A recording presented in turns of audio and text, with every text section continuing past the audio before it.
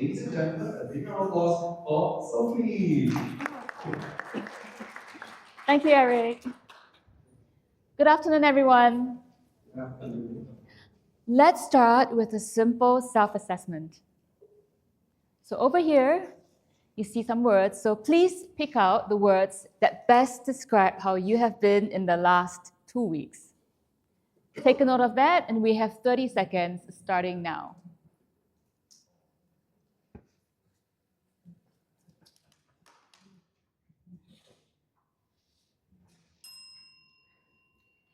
All right. So 5 years ago, a gentleman by the name of Alex got in touch with me. Alex is a senior department head of a global company. He was from an elite university, and he started his career as a top performer, always delivering results, meeting his targets, and he was earmarked by his company for career progression. So he worked really, really hard, 14-hour workdays, not taking a break, answering his emails and messages on his vacation, and saying yes to every single project. But over time, he became exhausted, underperforming, his decision-making slowed, and his once sparkling leadership mojo missing in action. And so Alex panicked. That was not who he was. And he tried everything: time management hacks, delegation tips, and even a mindfulness app with a voice so soothing it nearly put him to sleep in the middle of a quarterly review. But nothing worked. And so in desperation, he reached out to me. When I first met Alex, he was showing all these symptoms here you see circled in yellow. And so during our first consultation, I pointed out the problem to him. The reason why he was facing these issues, and the reason why some of you may be facing these issues, is because your brain is switched off. So that brings me to the one big idea that I would like to leave you with today. Sustainable high performance is not about working harder. It's about learning to lead with your brain on. Here's a scan of someone's brain with chronic stress. Can you see the blue regions here? That shows brain inactivity or low activity. So for the purpose of my presentation, I'm calling that brain off. So the scientist from the University of Maryland found that when a person is under chronic stress, the brain is switched off. Do you see the dark blue regions right on top there? That's where your prefrontal cortex is. And do you know what your prefrontal cortex does? Anyone? Emotional regulation. Well, the prefrontal cortex is actually for your executive functions, so like your organizing, your planning, your decision-making. So I suspect that if we were to scan all of your brains here today, many of us might have brains that are largely blue like this. So here is a brain scan of a brain that is switched on. Can you see the difference? It's largely red. That shows the key regions are lit up. And at the regions where we need to make the decisions and executive functions. Wouldn't you like a brain like this? Well, raise your hands if you like a brain like this at work. It is awesome. Okay, so the key is, how do we keep our brains switched on? Well, whenever I meet leaders, I always share a 4-step model with them. And in the next 12 minutes, I'm going to show you how with this model. And it's called the Executive Reset. It's a 4-step framework that I have developed after working with thousands of leaders over the last 10 years. So let's look at the first issue. Your brain is on survival mode. So if you're feeling burnt out or have that feeling, your brain is probably behaving something like this. There's a toddler with a steering wheel trying to keep the car on the road. That's your amygdala, hijacking rational thinking. While the prefrontal cortex, the CEO of the brain, is having an extended coffee break. And when that happens, you're going to suffer from exhaustion, sleep deprivation, anxiety. So the question is, how can we help the CEO of the brain regain control of the steering wheel? So here's what we can do. We call it the neuro reset. There are 3 parts to this. Firstly, regulating the nervous system, so to bring back calm and relaxation. And then we want to have micro recovery strategies so that we can bring the CEO back behind that steering wheel. And finally, automatic brain reactivation, so that the CEO can stay consistently at the driver's seat. And when we can do that, we can experience better focus, better sleep quality, calm and clear thinking. So I'm going to talk a little bit more about the nervous system regulation. And there are various ways that we can do this. One of the easiest ways is to practice conscious regulated breathing. So I'm going to show you a way that you can do this and introduce a simple breathing technique with us today. It's called the box breathing, and it's used by the US Navy SEALs to combat stress. And this is how it works. You're going to inhale for 4 counts, and then hold for 4, exhale for 4 counts, and hold for 4. And shall we practice this together? Let's do 2 rounds. Ready? All right, let's inhale, 2, 3, 4, and hold, 2, 3, 4, exhale, 2, 3, 4, and hold, 2, 3, 4. One more round, inhale, 2, 3, 4, and hold, 2, 3, 4, exhale, 2, 3, 4, and hold, 2, 3, 4. Now you can return to a normal breath. So this type of breathing actually slows down our heart rate. And it activates our parasympathetic nervous system so that it tells your brain to slow down and relax, so you can be more calm. All right, so now that we have practiced one step of this, you're well on your way to start leading with your brain on. So let's look at what would dim that light. Well, one of the things that leaders unknowingly face is the imposter syndrome and the identity-based beliefs. And when that happens, you might notice self-doubt, overcompensation, leading from fear. And that's because of the identity that you see in yourself.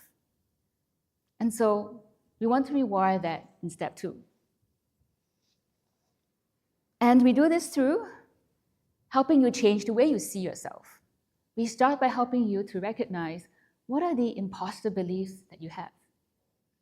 And then we're going to rewire that consciously and subconsciously, and then help you to reinforce that new identity. When we can do that, we can enjoy more confidence, effortless influence, and authentic authority. Well, here are some leaders who have spoken openly about this imposter syndrome and that pressure to prove that they're worthy of their position. And they have also worked on their own identity. Okay, so with this in place, you're ready to lead with your brain on. But even after reset and rewiring, sometimes our brain feels foggy. So have you ever had times where you felt like you were forgetful, confused, indecisive, or just having difficulty concentrating? Well, that's because the important parts of your brains are switched off. So in step 3, we're going to help you activate your brain. And we do this through a neuroscience-based mental operating system used by Steve Jobs and Warren Buffett. And the key regions that we want to activate are your prefrontal cortex, your anterocingulate cortex, and your ventral medial prefrontal cortex. When we can do that, we can enjoy more clarity, sharper strategies, precision thinking. So today, I'm going to show you how you can switch on your ventral medial prefrontal cortex. And if you take a look, it's involved in helping you expand your executive intuition. Who would like that? We could use that. Okay, so here's a very simple exercise that I want to share with you. It's so easy, you could do this anytime, anywhere, without extra time. Sounds good? Yeah. And bonus point, it's so discreet. You could do this in the middle of a boring meeting, although I won't recommend that. All right, to do this exercise, some of you may like to have your eyelids closed, so feel free to do that if you'd like to. And we're going to start by inviting you to notice what is the closest sound that you can hear. So it could be the person's breathing next to you or your own breathing. Just notice.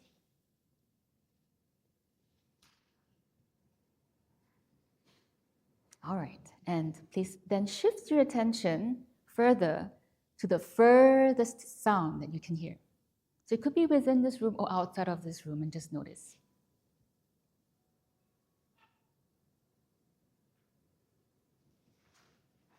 All right, so if you have your eyelids closed, you may open them now. You probably didn't notice any of these sounds before I asked you. And that's the power of shifting focus. And this type of sensory attention activates those key regions, increases the gray matter there, and over time is going to rewire your brain for better decision making. And as Dr. Tara Swart, a renowned neuroscientist, explains, our brain and our gut are actually connected by a nervous system.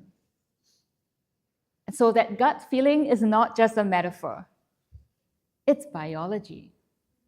And when we learn to listen to it, we can unlock a new level of executive clarity. So now that we have activated our key regions, we're not only going to lead with our brain on, our brain is going to be brightly lit. Sounds good? Well, some of you may ask me, but Sophie, my brain is brightly lit. How can I keep it sustainably lit? Let's go to step 4. Okay. Some of us may have experienced a sluggish brain, right? Feeling lethargy, headaches, difficulty concentrating. And that could happen, especially after a hearty meal. And hopefully it's none of us in this room right now. But sometimes we just don't know why we're feeling lethargic, even after our 5th cup of coffee. And that's because your brain might be experiencing a lack of energy. So we want to ensure that our brain has sufficient energy, because the brain actually uses a huge percentage of our body's energy. Want to guess how many percent? 5%? 10%? Exactly. 20%. That's quite a lot for a relatively small organ. So in step 4, we want to look at how we can help our brains to invest, or we want to invest strategically into how our energy resources are allocated to our brain efficiently. And we can do this by looking at the daily rhythms, the brain fill, the sleep hygiene, and the glucose regulation. And when we can do this, we can enjoy sustained energy, increased focus, consistent, high performance. So in the last 12 minutes, I have shown you various strategies of how you can have your brain switched on. And it's not rocket science. It's just applied neuroscience, right? Anyone can do this if you just have some insights into your brain. And this is exactly how I've helped Alex and thousands of leaders over the last 10 years through this 4-step model. And today, Alex is a very successful leader. He's helped his company to clinch multiple six-figure deals, and he's happier than ever. And this could be for you and all your employees if you learn to apply those 4 steps. I'd love to share more if I had the opportunity. I'll talk about the executive reset audit, the simple diagnostic tools to find out where we're lacking energy, clarity, and confidence, the neuroprotective habits, simple practices to help us build sustainable performance. And we tried one of that today. And the nano leadership tools, fast, effective leadership tools that you can apply within 15 minutes. At this point, I would like to invite us to raise both our hands. So let's do that. All right, everyone raise both your hands. Okay, and then very, very gently, place it on your head. So I'd like to acknowledge what's between your ears. It's worked so hard for you all these years and brought you to where you are today. So let's make that commitment to lead with our brain on. And to do that, I'd like us to say this together out loud. Ready? I choose to lead with my brain on. Thank you, and I wish you a brilliantly brain-powered leadership. Thank you so much, Sophie.